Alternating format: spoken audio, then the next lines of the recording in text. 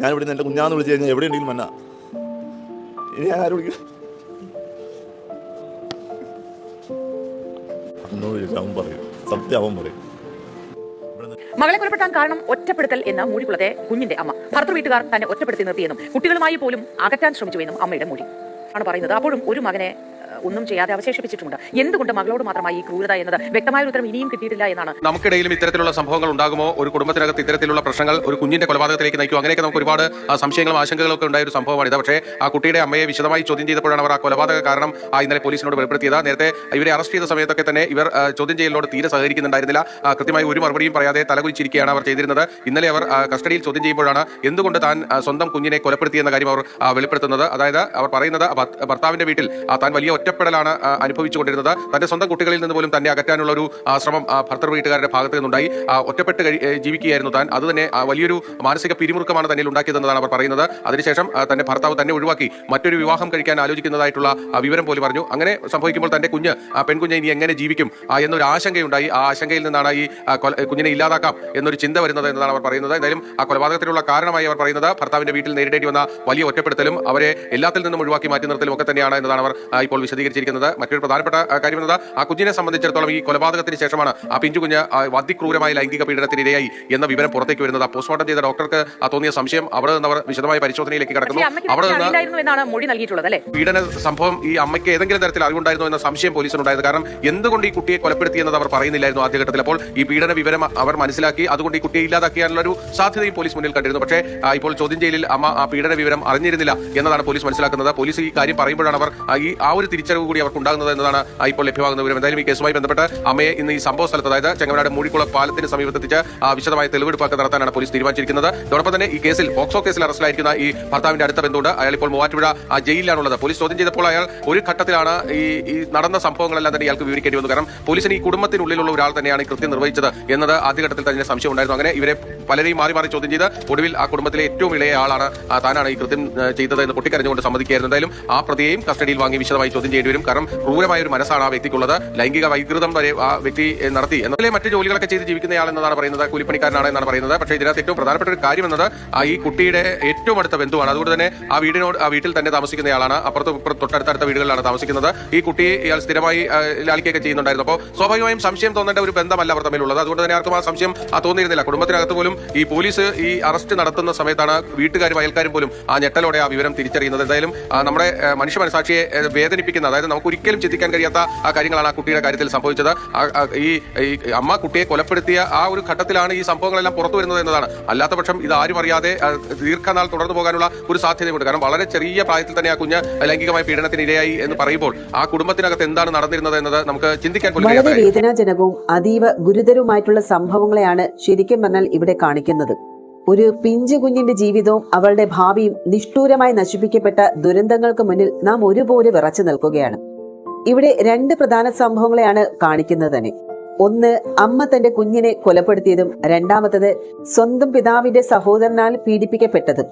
ഇവിടെ അമ്മ തന്റെ കുഞ്ഞിനെ കൊലപ്പെടുത്തിയത് എന്തുകൊണ്ടാണ്? ഭർത്താവിന്റെ കുടുംബത്തിൽ നിന്ന് അവൾ അനുഭവിച്ച ഒരു വേർതിരിപ്പും അതുപോലെ തന്നെ ഭർത്താവിന് മറ്റൊരു വിവാഹത്തിലുള്ള ഒരുക്കങ്ങളും മറ്റൊരാളുടെ കീഴിൽ തന്റെ കുഞ്ഞ് വളരേണ്ടി വരുമോ എന്നുള്ള ആശങ്ക, ഇതൊക്കെ തന്നെയായിരിക്കും തികഞ്ഞ മാനസിക സമ്മർദ്ദത്തിൽ നിന്നുണ്ടായ ഈ ഒരു ദുരന്തത്തിന് വഴിവെച്ചതും. രണ്ടാമത്തേതാണ് നമ്മൾ പറഞ്ഞത്, സ്വന്തം പിതൃ സഹോദരന്റെ കൈയിൽ നിന്ന് ഈ ഒരു 4.5 വയസ്സുകാരിക്ക് പീഡനത്തിനിരയായതും. ഇത് ഒരു മനുഷ്യരാശിയായിട്ടുള്ള ഒരു ലജ്ജ തന്നെയല്ലേ?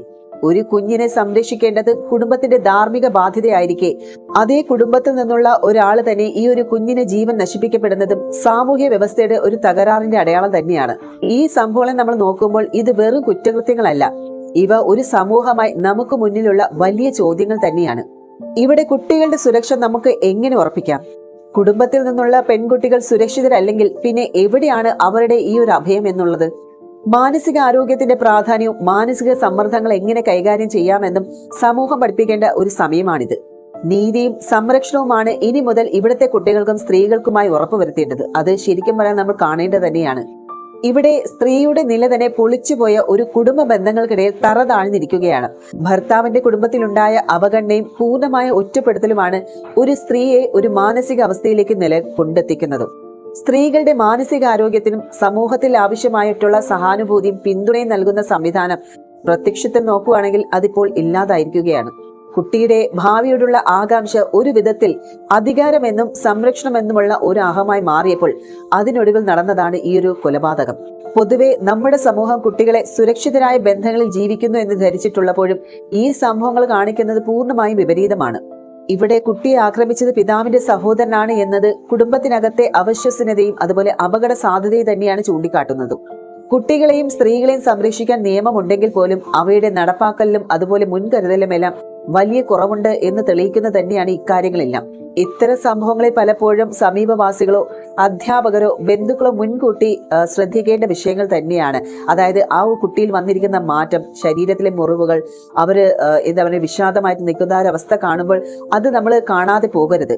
പിന്നെ പണ്ടത്തെ ഒരു ദൃഷ്ടികോണമുണ്ടല്ലോ, ഇത് കുടുംബത്തിനകത്തെ കാര്യമാണ് എന്നുള്ള ആ ഒരു കാഴ്ചപ്പാട്, അത് പലപ്പോഴും ഇത്തരം കുറ്റകൃത്യങ്ങൾ മറച്ചു വെക്കാനാണ് ഉപകരിക്കുന്നത്.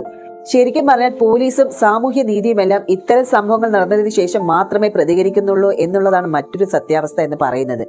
മുൻകരുതൽ, സാമൂഹ്യ ശ്രദ്ധ, കുട്ടികളുടെ വിശ്വാസയോഗ്യമായിട്ടുള്ള ശബ്ദമാകാനുള്ള ഇത്തരം സംവിധാനങ്ങളൊക്കെ അടിയന്തരമായിട്ടുള്ള ആവശ്യമായിട്ടുള്ള ഘടകങ്ങളാണ്. മാനസിക ആരോഗ്യത്തിലുള്ള ഇത്തരം സൗകര്യങ്ങൾ ഗ്രാമമേഖലകളിൽ പോലും കൂടുതൽ വ്യാപിപ്പിക്കേണ്ടത് തന്നെയാണ്. ഇത് വെറും 2 വ്യക്തിഗത സംഭവങ്ങളല്ല, ഇതൊരു വലിയ സാമൂഹിക അടിച്ചമർത്തലിന്റെ, അവഗണനയുടെ, ധാർമ്മിക വിറയലിന്റെ പ്രതിഫലനമാണ്. ഈ സംഭവങ്ങൾ നമ്മെ പ്രകോപിച്ചുകൊണ്ടേയിരിക്കട്ടെ. ദുഃഖം മാത്രമല്ല, അതിജീവനത്തിനും മാറ്റത്തിനും നാം കൈക്കൊള്ളേണ്ട ഒരു പ്രവർത്തനങ്ങൾക്കായുള്ള പ്രകോപനം. ഇവിടെ 2 കേസുകളും സൂചിപ്പിക്കുന്നത് നമ്മുടെ സമൂഹത്തിൽ നിലനിൽക്കുന്ന പിതൃസത്തിന്റെ ഒരു ദുഷ്പ്രഭാവം തന്നെയാണ്. ആദ്യ കേസിൽ ഭർത്താവിന്റെ തീരുമാനങ്ങൾ, അതായത് മറ്റൊരു വിവാഹം എന്നത്, കുടുംബത്തിന്റെ പിന്തുണ സ്ത്രീക്കില്ലാതായ സാഹചര്യത്തിൽ അമ്മയുടെ ആത്മഹത്യ ആശയങ്ങളുമായിട്ട് ആ ഒരു ക്ലൈമാക്സിൽ എത്തുന്നു.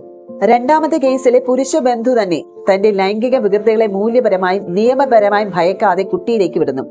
ഇത്തരം മനുഷ്യർക്ക് അധികാരവും സംരക്ഷണവും ഉള്ളത് എന്നുള്ള ധാരണ സമൂഹം നൽകുന്നു. നമ്മുടെ കുട്ടികൾ സംസാരിക്കുമ്പോൾ അത് വിശ്വസിക്കപ്പെടണം എന്നത് അത്യാവശ്യം തന്നെയാണ്. പക്ഷെ നമ്മുടെ സമൂഹത്തിൽ കുട്ടി പറഞ്ഞു എന്നതും പലപ്പോഴും ഒന്നുമല്ല എന്ന നിലയിലാണ് കാണപ്പെടുന്നത്.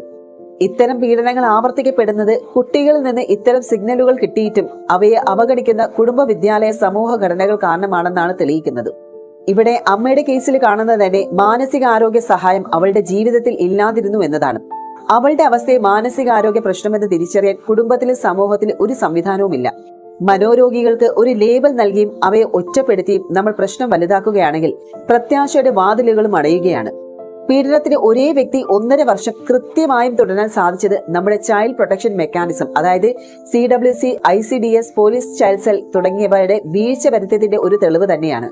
പോസ്റ്റ്മോർട്ടം നടത്തുമ്പോഴേ യഥാർത്ഥ പീഡനം അറിഞ്ഞതും അതിന്റെ ഗൗരവം തിരിച്ചറിഞ്ഞതും അതും വലിയൊരു ദൗർബല്യം തന്നെയില്ലേ? അതുപോലെ തന്നെ ഇത്തരം മാധ്യമ സംഭവങ്ങൾ അവതരിപ്പിക്കുമ്പോൾ ഞങ്ങൾ കണ്ടത് അമ്മ കൊലപ്പെടുത്തി, ഉറ്റബന്ധു പീഡിപ്പിച്ചു എന്നുള്ള രീതിയിലാണ്. എന്നാൽ സാമൂഹിക ഘടനയും സാഹചര്യങ്ങളും ഇല്ലാതാക്കുന്നത് ഈ ഒരു പ്രശ്നത്തിന്റെ സാമൂഹികമായ വേരുകൾ മറയ്ക്കുന്നതിന് കാരണമാകുകയാണ്. ഇത്തരം സംഭവങ്ങളെ നിഗമനമല്ല, ആവശ്യമായിട്ടുള്ള സംവാദമാക്കി മാറ്റണം. അതായത് സ്കൂളുകളിൽ ചൈൽഡ് സേഫ്റ്റി വർക്ക്ഷോപ്പും അതുപോലെ ട്രസ്റ്റഡ് ആയിട്ടുള്ള അഡൽട്ട് പ്രോഗ്രാംസ് ഒക്കെ വെച്ച് കുടുംബങ്ങളിൽ തോന്നിയ സംശയം മാത്രം മതിയായാൽ പോലും പോലീസിനെ അറിയിക്കേണ്ടത് നിയമപരമായി ബലം ചേർക്കുക. അതുപോലെ തന്നെ സ്ത്രീകൾക്കും അമ്മമാർക്കും മാനസിക ആരോഗ്യ സഹായം അനിവാര്യമാക്കുക. അംഗൻവാടികളിൽ സൂപ്പർവൈസർമാർക്ക് അതായത് ബേസിക് മെന്റൽ ഹെൽത്ത് ട്രെയിനിങ് നൽകുക. വീട്ടിലെ സപ്പോർട്ട് നെറ്റ്വർക്ക് ഇല്ലാത്ത അമ്മമാർക്ക് ഈ ഒരു പ്രസവശേഷം നിർബന്ധമായിട്ടുള്ള മാനസിക ആരോഗ്യ പരിശോധന ഇവയെല്ലാം നിർബന്ധമാക്കണം. അതുപോലെ തന്നെ കുടുംബ ഭദ്രതയെ കുടുംബത്തിലെ മുഴുവൻ അംഗങ്ങൾക്കുള്ള ഒരു അധികാരമാക്കി പുനരാഖ്യാനിക്കുകയാണ് വേണ്ടത്. അങ്ങനെയുള്ള സംഭവങ്ങൾ ഇനി വീണ്ടും ഉണ്ടാകാതിരിക്കാൻ സമൂഹവും സർക്കാർ സംവിധാനങ്ങളും കൂടുതൽ ജാഗ്രതയും അതുപോലെ പരിഷ്കരണവും ആവശ്യം തന്നെയാണ്. ന്യായം ഉറപ്പുവരുത്താൻ ഫോറൻസിക് ശാസ്ത്രം, പോലീസ് അന്വേഷണം, കോടതി നടപടികളെല്ലാം ഒരുമിച്ചാണ് പ്രവർത്തിക്കുന്നത്. ഇങ്ങനെ വേദനാജനകമായ സംഭവങ്ങളിൽ സുതാര്യവും നീതിയുമുള്ള അന്വേഷണം സമൂഹത്തിന് നല്ല സന്ദേശവും നൽകും.